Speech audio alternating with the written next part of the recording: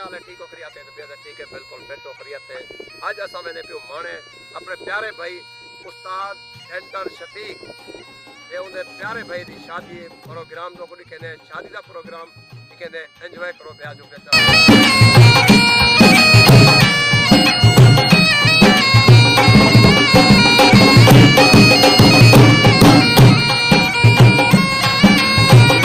तैयारी तो पहले भी से استادشفیق के भाई की शादी की तैयारी हाथ बात बहुत ही करे आगे का होने का रेडी थी ना मैं होने निकल रहे हमारे नी टाइम कोर्ट के पहुंच गए